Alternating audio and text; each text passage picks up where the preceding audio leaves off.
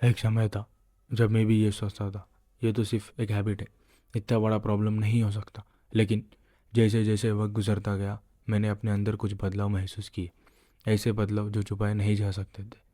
हाँ, आज मैं उसी बदलाव के बारे में बात करने आया हूँ। मैस्टरबेशन एडिक्शन, उसका हमारे मेंटल हेल्थ पर क्या असर होता है। ये वीडियो कोई साइंटिफिक एनालिसिस या बोरिंग ज्ञान देने के लिए नहीं है। ये मेरी कहानी है और मेरे ऐसे उन कई लोगों की कहानी है जो इस दौरान अपने आप से लड़ते रहते हैं।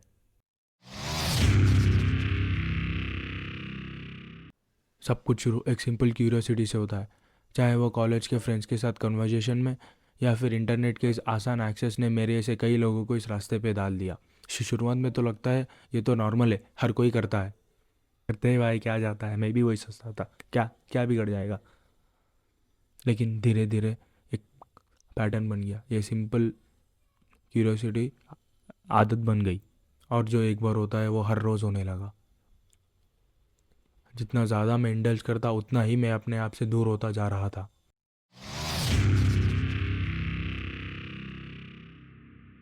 फिर एक दिन मैंने महसूस किया ये सिर्फ एक सिंपल फिजिकल हैबिट नहीं है, ये धीरे धीरे मेरी माइंड को कब्जा कर रहा है।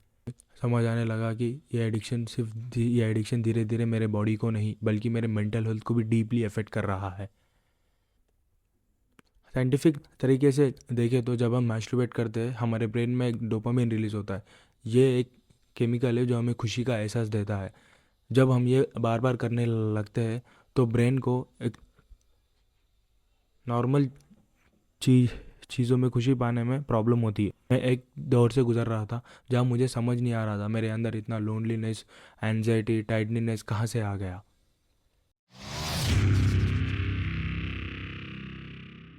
कुछ समय बाद मुझे ये लगने लगा कि मैं अपने इमोशंस को कंट्रोल नहीं कर पा रहा हूँ। एनजाइटी भर गई थी, फोकस चला गया था और मैं छोटी छोटी चीज़ों पे फ्रस्ट्रेट कर रहा था। एक पॉइंट आया जब मैंने ये रियलाइज़ किया, अगर मैं इस चीज़ को अभी कंट्रोल नहीं कर पाया तो ये मेरी ज़िंदगी के हर एक एस्पेक्ट पे अफेक्ट करेगी। मेरे रिलेशनशिप, मेरी प्रोडक्टिविटी, मेरे लाइफ को हर एक वे में अफेक्ट करेगी। मैस्टरबेशन की वजह से एक इंसान अपने अंदर गिल्ट और शेम के चक्रव्यूह में फंस जाता है। उसे पता नहीं चलता है कि मैं क्या कर रहा हूँ और क्यों कर रहा हूँ। यह एक विशियस साइकिल है। आप एक डोपामिन हिट के लिए या एडिक्शन में पड़ते हो, एक गिल्ट और शेम मैं महसूस करते हो, फिर उसी गिल्ट को मास्क करने के लिए आप फिर से वही करते हो। तो मैंने ये साइकिल कैसे तोड़ा, ये सब शुरू हुआ एक रियलाइजेशन से कि ये सिर्फ एक फिजिकल इशू नहीं है, ये एक मेंटल हेल्थ स्ट्रगल भी है। अगर हमें इसे जीतना है तो हमें हमारे मेंटल हेल्थ पर काम करना पड़ेगा।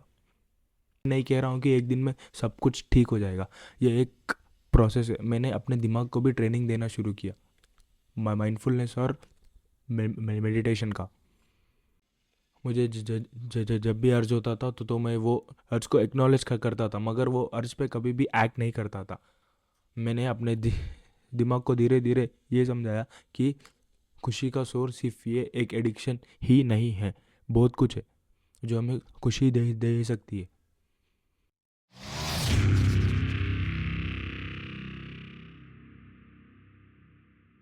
सबसे इम्पोर्टेंट बात, मैंने हेल्प मांगी।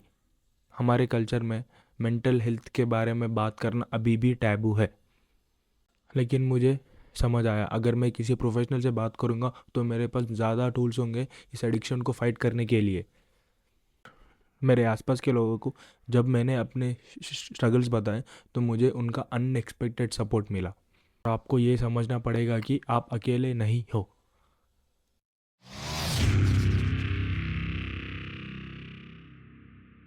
और मैं ये वीडियो बनाते वक्त एक अलग इंसान हूँ। मैंने ये एडिक्शन को एक अंधेरे रूप में नहीं बल्कि अपने मेंटल हेल्थ को ठीक करने के एक अपॉर्चुनिटी में देखा। ये अपने मेंटल हेल्थ को संभालना, अपने माइंड को रिस्टार्ट करना और एक बैलेंस लाइफ जीने के बारे में है। ये कहानी मेरी थी, शायद आपकी कहानी कुछ अलग होगी, लेकिन इसमें एक बात कॉमन है, हम सब इस फाइट से लड़ सकते हैं।